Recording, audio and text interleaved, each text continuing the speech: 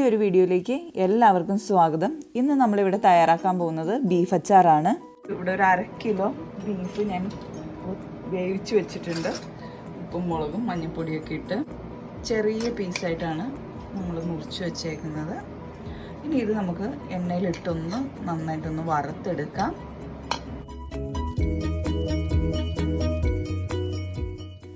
ചൂടായ ഓയിലിലേക്ക് നമ്മൾ നേരത്തെ വേവിച്ച് വെച്ചിരുന്ന ഈ മീറ്റ് പീസസ് ഒക്കെ നമുക്ക് ഇട്ട് കൊടുക്കാം. എന്നിട്ട് നന്നായിട്ടൊന്ന് വറുത്തെടുക്കാം.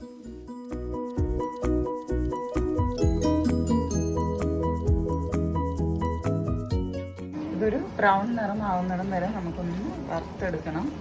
ഇപ്പം ബീഫൊക്കെ നന്നായിട്ട് ഫ്രൈ ആയി കിട്ടിയിട്ടുണ്ട്. ഇനി നമുക്കിത് എണ്ണയിൽ നിന്ന് മാറ്റാം. ഈ ഒരു പാകത്തിനാണ് നമ്മൾ ബീഫ് റെഡിയാക്കി എടുത്തേക്കുന്നത്.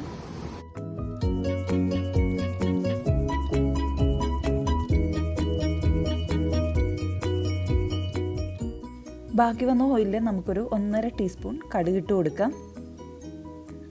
കടുകൊക്കെ ഒന്ന് പൊട്ടി കഴിയുമ്പോഴത്തേക്ക് നമുക്കതിലേക്ക് 1 ടീസ്പൂൺ ഉലുവ ഇട്ട് കൊടുക്കാം. കറിവേപ്പില ഒരു 2 ടേബിൾ സ്പൂൺ വെളുത്തുള്ളി അരിഞ്ഞത് ഇട്ട് കൊടുക്കാം. 2 ടേബിൾ സ്പൂൺ ഇഞ്ചി അരിഞ്ഞത്, 5-6 പച്ചമുളക് ചെറുതായിട്ട് അരിഞ്ഞത് ഇട്ട് കൊടുക്കാം.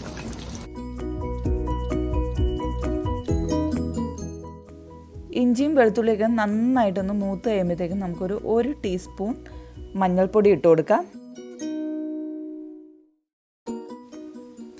6 ടീസ്പൂണോളം കാശ്മീരി മുളക് പൊടിയുണ്ട്. അതും കൂടി ഇട്ട് നമുക്ക് നന്നായിട്ടൊന്ന് മൂപ്പിച്ചെടുക്കാം.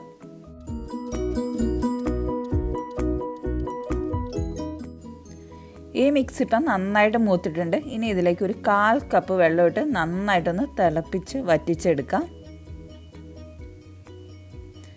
ഇപ്പോൾ ഇത് നന്നായിട്ട് വറ്റിക്കിട്ടിട്ടുണ്ട്. ഇനി ഇതിലേക്ക് ഒരു 1/4 കപ്പ് വിനാഗിരിയും കൂടെ നമുക്ക് ഒഴിച്ചു കൊടുക്കാം.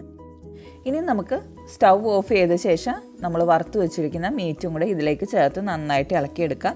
ഇനിയും ചാറ് വേണമെന്നുണ്ടെങ്കിൽ ഒരു 1/4 ഗ്ലാസ് ചൂടുവെള്ളം കൂടി നമുക്കിതിലേക്ക് ഒഴിച്ചു കൊടുക്കാവുന്നതാണ്. ഇനി ഞാൻ ഇതിലേക്ക് ഒരു 1/2 ടീസ്പൂൺ ഉപ്പും കൂടെ ചേർത്ത് കൊടുക്കുന്നുണ്ട്. അതിനുശേഷം നമുക്ക് നന്നായിട്ട് ഇളക്കിയെടുക്കാം. അച്ചാർ തണുത്ത ശേഷം നമുക്കൊരു കുപ്പിയിലാക്കി സൂക്ഷിച്ച് വെക്കാവുന്നതാണ്. നിങ്ങൾക്ക് എല്ലാവർക്കും ഈ ഒരു റെസിപ്പി ഇഷ്ടപ്പെട്ടെന്ന് വിചാരിക്കുന്നു. നമ്മുടെ ചാനൽ ആദ്യമായിട്ട് കാണുന്നവർ മറക്കാതെ സബ്സ്ക്രൈബ് ചെയ്യുക.